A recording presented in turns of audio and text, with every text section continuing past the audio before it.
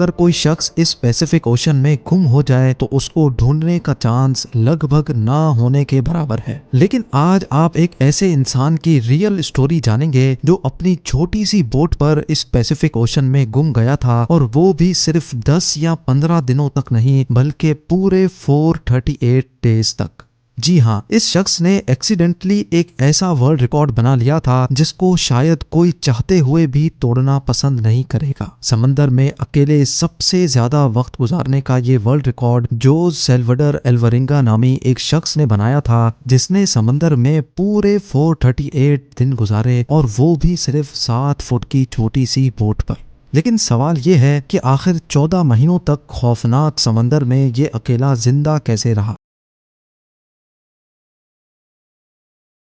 Pacific ocean हमारी सोच से भी ज्यादा बड़ा है। चिली के साहिल समंदर पर पैसिफिक ओशन में अगर अर्थ के आर पार सुराख भी किया जाए तो तब भी वो सुराख अर्थ की दूसरी साइड पर पैसिफिक ओशन में ही निकलेगा। सबसे बड़ा ओशन पैसिफिक ओशन कहलाया जाता है, और ये टोटल 165 मिलियन स्क्वायर किलोमीटर के एरिया पर फैला हुआ है। आपको ये बात जानकर हैरत होगी कि हमारी दुनिया का टोटल लैंड यानी टोटल खुश्क हिस्सा ही 148 मिलियन स्क्वायर किलोमीटर पर फैला हुआ है, जिसका मतलब ये हुआ कि बाकी 4 ओशंस हटाकर सिर्फ अगर पैसिफिक ओशन की बात की जाए तो वो अकेला ही हमारी पूरी दुनिया के तमाम पहाड़ों, रेगिस्तान, जंगलात और आइलैंड से भी काफी ज्यादा बड़ा है। ये बात है 2012 की, जब मेक्सिको के एक छोटे गांव कोस्टा एजुल में जोज एल्वरिंगा नामी ये शख्स रहता था। जोज उस वक्त 36 साल का था और ये एक एक्सपर्ट मछेरा भी हुआ करता था। 17 नवंबर 2012 वाले दिन जोज अपने एक साथी के साथ फिशिंग के लिए अपनी छोटी बोट पर रवाना हुआ। इनका प्लान था कि वो समंदर में सिर्फ 30 घंटे गुजारेंगे। इसी वजह से इनकी छोटी सी बोट पर कुछ ज्यादा सामान भी नहीं था। इस 7 फुट की बोट में सिर्फ एक इंजन और एक रेफ्रिजरेटर था जिसमें वो मछलियां स्टोर करते थे। अपने साथ सिर्फ एक दिन का खाना पीना लेकर जाने वाले जोज को ये कहाँ मालूम था कि उसके अगले 438 दिन उसकी जिंदगी के बदतरीन दिन होने वाले हैं। वो मेक्सिको के साहिल से 120 किलोमीटर दूर गए और अपना जाल समंदर में बिछा दिया, लेकिन उसी वक्त एक खौफनाक समंदरी तूफान वहां आ पहुंचा। अपनी जान बचाने के लिए वो मछली के जाल को वहीं छोड़कर वापस साहिल की तरफ उल्टे पांव भागे। पूरे 6 घंटे बोट को मुसलसल तेज रफ्तार में भगाते सुबह के 7 बजे वो साहिल से अब सिर्फ 20 किलोमीटर दूर थे, और उनको अपना गांव नजर भी आने लगा था। वो इस तूफान को तो काफी दूर छोड़ आए थे, लेकिन अब उनकी किस्मत काम करना छोड़ गई थी। साहिल से सिर्फ 20 किलोमीटर की दूरी पर उनकी बोट का इंजन खराब हो गया था। अब ना ही उनके पास चप्पू थे और ना ही बोट की डायरेक्शन कंट्रोल करने वाला सेल, लेकिन उनके पास एक रेडियो था जिसके जरिए उन्होंने अपनी लोकेशन अपने बॉस को भेजी और उनके जवाब का वेट करने लगे। लेकिन उसके बाद जो हुआ वो हर मछेरे का घिनौना ख्वाब होता है। जी हाँ, अपने बॉस के जवाब का वेट करते करते उनके रेडियो की बैटरी भी जवाब दे गई, और अब इन दोनों मछेरों का बाहर की दुनिया से कांटेक्ट खत्म हो चुका था। जोज एल्वरिंगा और उसका साथी अभी इसी शौक में थे कि अचानक वो हुआ जिसका बिल्कुल भी अंदाजा नहीं था। तेज हवाओं ने उनको वापस समंदर की तरफ धकेलना शुरू कर दिया था, और जो साहिल उनको नजर आ रहा था वो आहिस्ता आहिस्ता उनसे दूर होता चला गया। उनके बॉस ने एक सर्च पार्टी भी बनाई और उनको पैसिफिक ओशन में भी ढूंढा, लेकिन अब बहुत देर हो चुकी थी, क्योंकि जैसे जैसे दिन गुजरते जा रहे थे जोज और उसके साथी का बचना काफी मुश्किल समझा जा रहा था।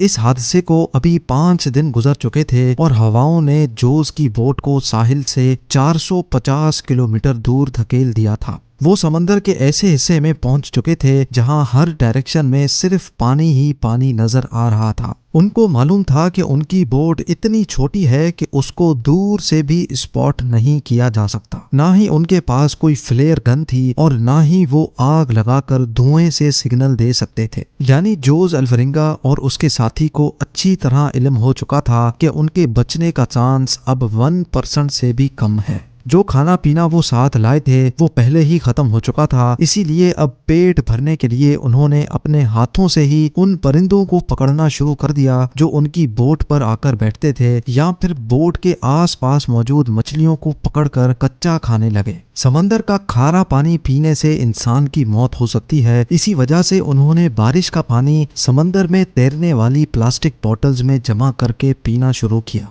लेकिन जब बारिश कई दिनों तक नहीं पड़ती थी तब वो अपनी प्यास बुझाने के लिए मछलियों और टर्टल्स का खून पीते थे, और वो भी तब जब वो उनको पकड़ने में कामयाब होते थे।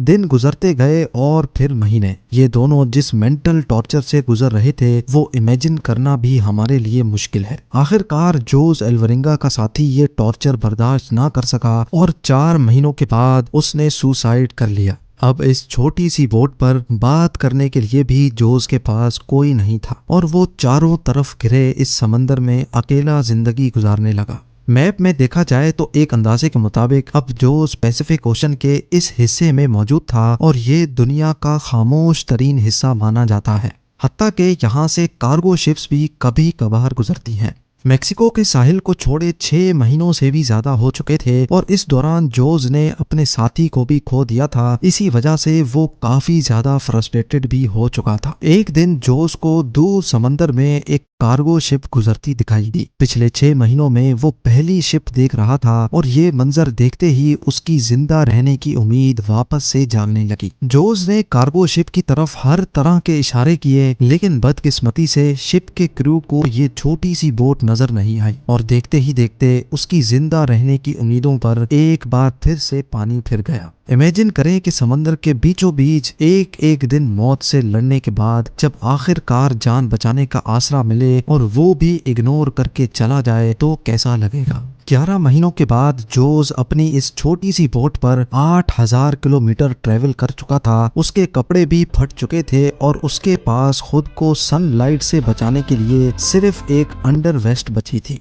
आखिरकार वो घड़ी आ ही गई जब किस्मत जोस पर मेहरबान हो गई। 30 जनवरी 2014 को यानी पूरे 14 महीनों के बाद जोस ने आसपास पानी में नारियल तैरते देखे। वो समझ गया था कि कोई आइलैंड करीब आ चुका है जहां लगे नारियल दरख्तों से टूटकर पानी में तैर रहे हैं। थोड़ी देर बाद उसको वाकई एक आइलैंड नजर आने लगा। उसको डर था कि ये आइलैंड भी कहीं इससे मिस ना हो जाए, इसी वजह से वो पानी में कूद गया और स्विम करके आइलैंड पर पहुंच गया। पिछले 14 महीनों में जोस ने पहली बार किसी जमीन पर कदम रखा था और जब वो आइलैंड पर पहुंचा तो उसको एक छोटा बीच हाउस दिखाई दिया जिसमें वहां का लोकल मौजूद था। पिछले 438 डेज में जोस का पहली बार किसी और इंसान से कांटेक्ट हुआ था। ये आइलैंड मार्शल आइलैंड्स का एक रिमोट आइलैंड था जिसको इबॉन एटोल कहा जाता है और ये आइलैंड जोस के स्टार्टिंग पॉइंट से 11,000 किलोमीटर दूर है। ये भी जोस की किस्मत थी कि वो समंदर में एक छोटे डॉट जितने आइलैंड के करीब पहुंच गया था, वरना अगर जोस से ये आइलैंड भी मिस हो जाता तो अगला स्टॉप इसका फिलीपींस में होता जो इस आइलैंड से भी 5,000 किलोमीटर मजीद दूर है। वहां से जोस को वापस अपने घर भेजा गया जहां पहुंचते ही एक और मुसीबत ने उसको घेर लिया। जी हाँ, वापस पहुंचने पर जोस ने 438 डेज के नाम से एक बुक पब्लिश की, लेकिन जोस पर अपने साथी को मारने का इल्जाम लगाकर उस पर केस कर दिया गया। वही साथी जिसने जोस के मुताबिक सुसाइड किया था।